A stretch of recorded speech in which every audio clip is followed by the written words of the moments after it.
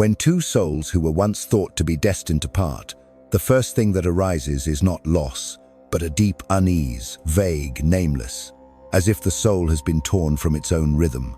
People often talk about a breakup as the end of love, but Jung would ask, what in you was never ready for that love in the first place? The pain of separation does not come from the other person leaving. It comes from the void that the departure leaves. A void not just in life, but in the very structure of your consciousness. You begin to wonder, if that love was meant to be, why wasn't it enough to keep you together? And there, a painful paradox begins to unfold. Perhaps the very thing that brought you together is the very thing that drove you apart. Carl Jung once said, what you are not conscious of runs your life, and you call it destiny. Maybe love doesn't fail, but simply cannot continue in the incomplete version of each person.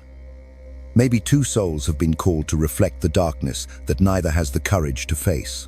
When you love someone with all the parts of yourself that are missing, you don't really love that person. You are looking for a compensation. The insecurity at this time is not simply the fear of losing the other person. It is the deep confusion of realizing that love is not enough to save someone, and that there are connections so strong that they can only exist if both are mature enough not to melt into each other. But you were not taught to love like that. You were taught that meeting the right person is enough, that true love will overcome everything on its own. But Jung would smile and tell you, fate does not exempt anyone from the journey of maturity. That insecurity is therefore not wrong. It is the first sign that you are about to enter an unexplored land, not in the other person, but in yourself. Why do you love like that? Why do you expect them to heal the wounds you have never dared to look at? When a soul is broken, the first thing to do is not to try to glue the broken pieces back together, but to learn to listen to the echoes of the parts that have been silent for too long. You are not alone in this uneasiness. It is the ancient echo of millions of souls who have loved and lost, not because they did not love enough, but because they were not present enough to themselves. That is where all spiritual journeys begin, in a loss that seems to be the end, but is actually the quiet beginning of a return, not to the other person, but to yourself. So when two souls are destined to part, the first thing that happens is not separation, but the revealing of parts that have never been seen. And when you stand in that darkness, remember, it is not the darkness of lost love, but the light that is not strong enough to illuminate you. After a breakup, what emerges is not the calm of acceptance, but the quiet turmoil of a wounded ego. The pain does not come all at once. It slowly seeps through every little action, the eyes avoiding an old image, the hand hesitant to delete a message, sleep torn apart by the repeated questions in your head. The truth is that you are not ready to lose them, but you have never really held them in your hands. What you are trying to hold on to is not necessarily who they are, but the feeling they once awakened in you. And when that feeling disappears, you do not know how to live with that void. The ego, in this stage, enters a state of intense resistance. It demands control. It builds up stories, hypothetical scenarios. If I had done it differently, if they had been patient enough, if the timing had been better. But no if can save the fact that the two of you have walked away from each other. The ego does not accept loss because it does not know how to give in. It only knows how to deny, resist, and rationalize the pain. But the real pain does not come from the external loss. It comes from the internal confrontation with a dark part that has been neglected for too long. Jung called it the shadow part of the mind, which contains everything we refuse to accept as ours. Weakness, fear, dependence, and even desires that are not allowed to exist. When love breaks up, the shadow emerges. It does not scream, it does not smash. It just stands there silently, asking you, did the other person really leave? Or did you never really stay with me? You start looking back at what happened, but not to understand, but to punish yourself. You pick out every little mistake, exaggerate every wrong move, as if this pain could be solved if you found the culprit. But there is no culprit. Not you, not them. It is the unconsciousness of how you love that leads you both to the breaking point. You love from a wound, not from awareness. You love in the hope that someone will fill the void, not knowing that love that comes from lack will always lead to deeper dependence. In the darkness of separation, the ego begins to seek recovery, rushing into other relationships to forget, staying busy to not think, pretending that you are fine to avoid being pitied. But all of this is just a mask to fight against a simple truth. You are in pain. And the more you deny that pain, the longer it lasts. The more you pretend to be strong, the more you become a prisoner of your own wounds that you dare not admit. The ego hates feeling hurt, but it is in those cracks that the unconscious begins to speak. Jung once said that darkness does not disappear when we run away, but when we bring it into the light of awareness. But that light does not come from knowledge. It comes from courage. The courage to stop, to look at yourself, to admit that there are parts of you that loved the wrong way, waited for the wrong person, sacrificed not for love, but for fear of being left behind. The ego's resistance will not disappear immediately. It will struggle, will try to convince you that going back is the right choice, that no one understands you like that person, that fate is testing you. But that is not fate. That is the ego that does not want to grow up. That is the procrastination of a soul that has not learned the lesson of loving without possessing, being close without depending, being broken without falling apart. You do not have to overcome it all in one day. You just have to start with the truth. You are hurting, and that pain is real. Don't paint it into a love story to lull yourself to sleep. Don't make it a reason to be cruel to yourself. Let it be a door, because only when you accept to step through the darkness, the journey back to your true self will truly begin. And in that journey, you will no longer be the one left behind, but the last one left with yourself. There is a moment after a breakup when all resistance has been exhausted, all hope of holding on has been extinguished, and you fall into a strange silence. No more tears, no more anger, no more excuses. Just an emptiness that spreads like a darkness that swallows everything. This is no longer a surface pain that you can label. It is a silent but complete collapse.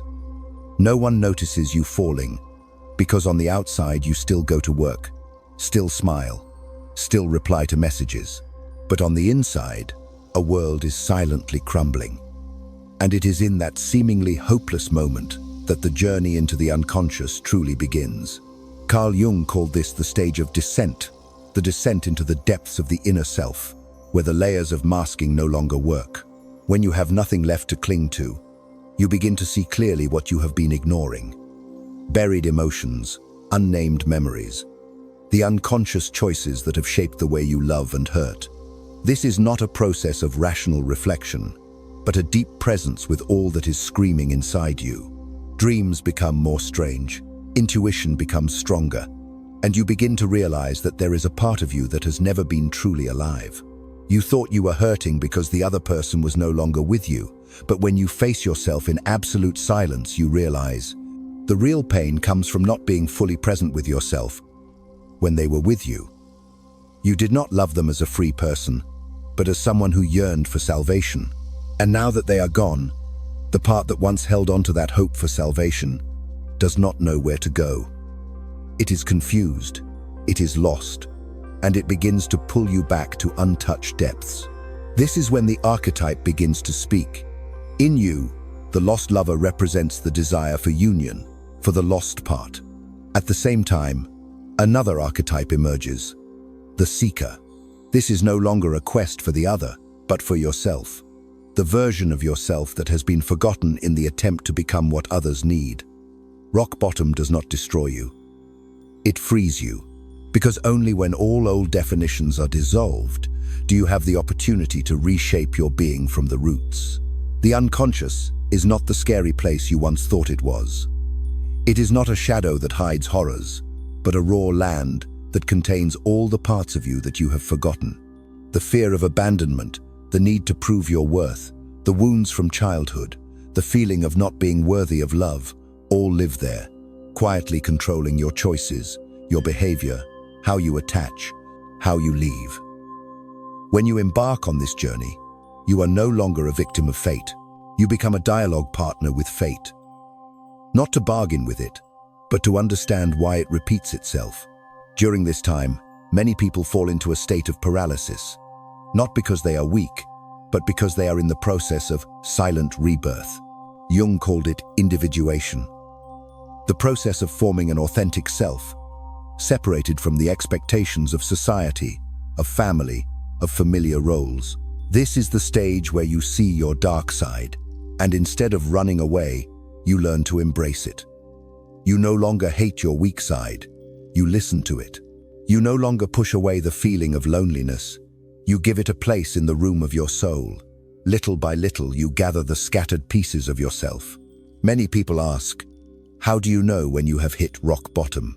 The answer is, when you no longer know who to turn to for help, and instead of despair, you begin to hear a small voice from within.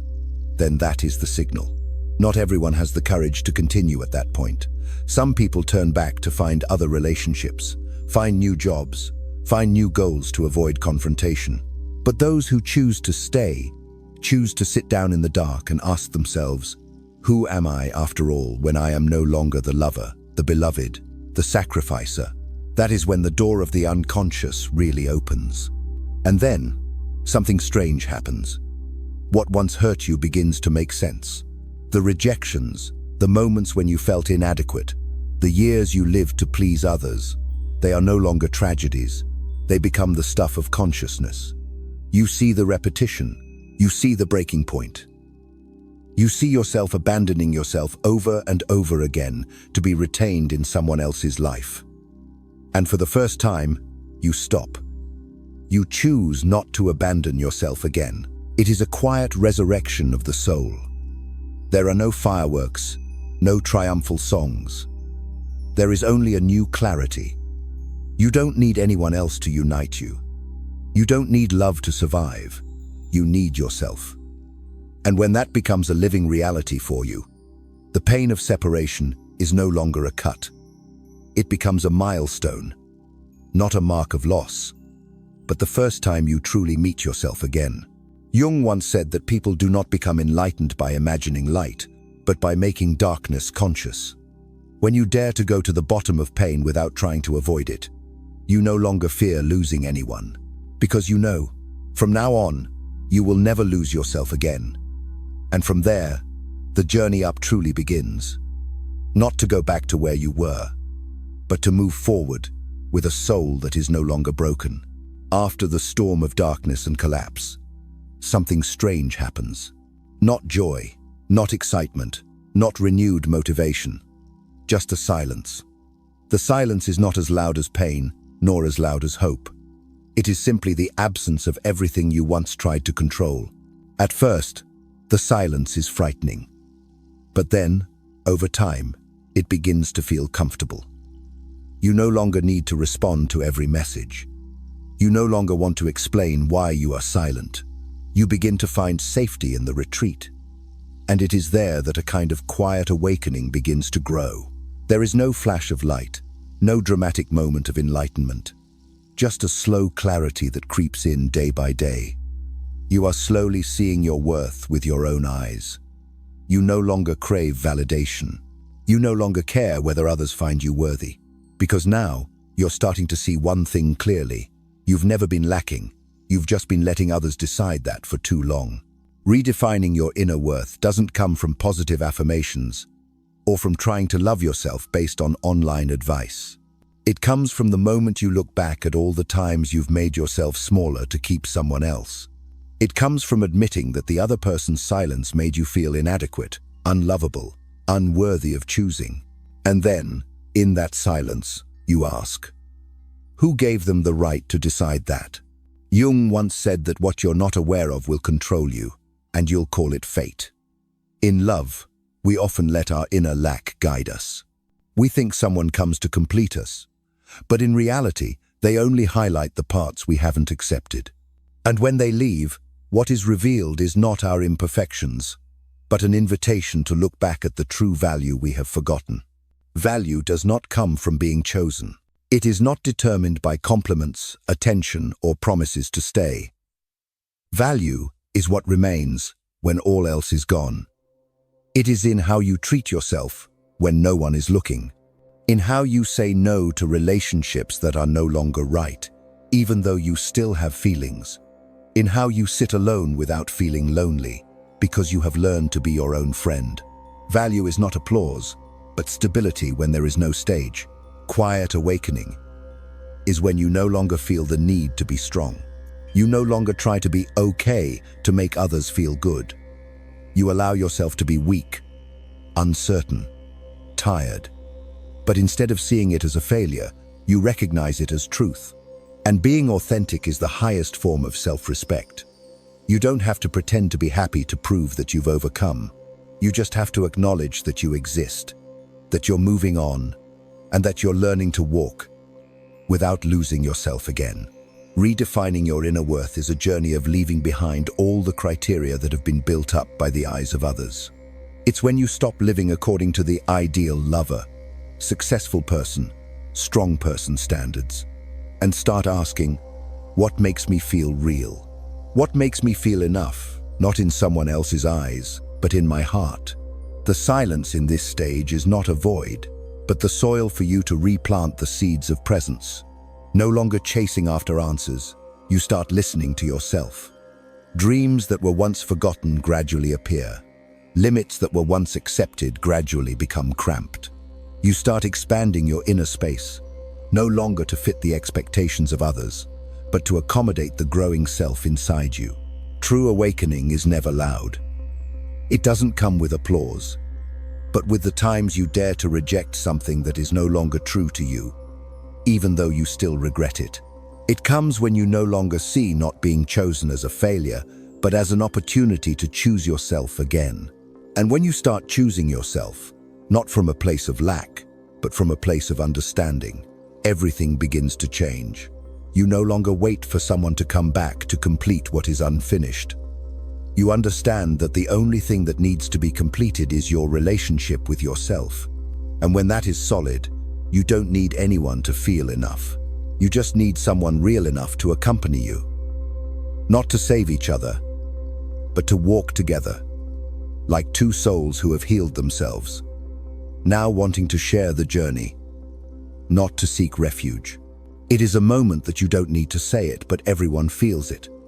You have returned, not to someone, but to your deepest nature.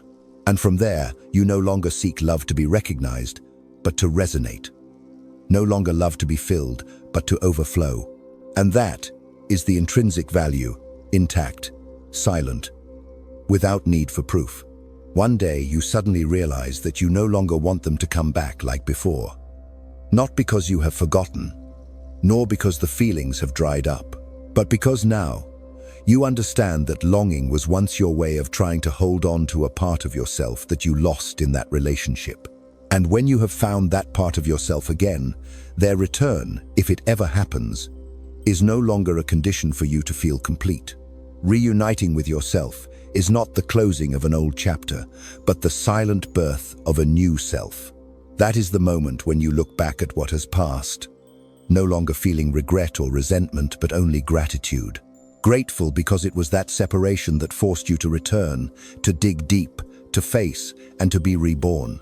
The cuts that once made you think you could not recover now become scars of memory, no longer painful, but impossible to forget, because it is from those cracks that light has entered. Carl Jung once said that the tree that reaches heaven is also the tree whose roots reach deep into hell. No one can grow in consciousness without falling freely into unconsciousness. And you did it. You stayed with the pain, went through the darkness, did not lose yourself again when the world demanded you to forget, to overcome, to pretend to be strong. You chose the truth, even though it was full of tears, full of loneliness, full of nights that no one knew about. And that choice brought you to a place that not everyone has the courage to reach, the fullness within themselves. When a person who was once destined to walk out of your life, the seemingly impossible happened.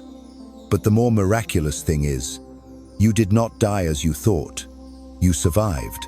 And not only survived, you began to live truly. You learned to breathe without needing someone's warmth. You learn to sit in silence without feeling empty. You learn to listen to yourself without needing anyone to confirm that what you feel is right. It is a freedom you have never known before. Freedom does not come from not needing anyone, but from knowing that you do not need to compromise yourself to keep someone. Rediscovering yourself is when you understand that the presence of the other person in your life is not a coincidence. They are a catalyst, they are a mirror, they are a challenge, and sometimes destiny does not come to stay. Destiny comes to awaken. They awaken parts of you that you once hid, that you once forgot, that you thought were unimportant. They make you remember your fears, remember your beliefs, remember your wounds. But they also give you the opportunity to see yourself more clearly than ever. And when they leave, they take their role with them. The rest is yours. You may still miss them, and that is completely normal. Missing does not mean wanting to go back. Missing does not mean being dependent. Remembering is simply a warm memory, a proof that you once loved, once lived, once devoted yourself. But you no longer expect that person to come back to complete the story, because now you have continued that story without needing a fairy tale ending. You have understood that each person can only go to a certain depth with themselves. And if they have not reached that place, it is not because you are not good enough, but because they are not ready enough. You do not need anyone to acknowledge your journey. True transformation does not need to be proven. It is present in the way you refuse relationships that are not true, in the way you stop when there is no more harmony, in the way you smile when people turn their backs, not because you are strong, but because you no longer need to hold on to something that is no longer yours. Reuniting with yourself is when you understand, if one day two souls that were once called destiny meet again, they will recognize each other without passionate hugs or passionate words. They will recognize each other through the calm, through the silent nod, through the peace that each has found within themselves. They do not need each other to feel complete. But if they choose to stay, it will be a presence that comes not from lack, but from abundance. Not to complete, but to radiate. And if that never happens, that is okay. Because what matters most is this: you have returned. You have come full circle of longing, pain, confrontation, and awakening. And now, you are no longer the one looking for love. You are love. Not love for someone else, but unconditional love for yourself. That is where all broken journeys lead. That is the deepest reunion a soul can experience. Not a reunion with another, but a reunion within yourself. And sometimes, that is what fate truly wants to happen.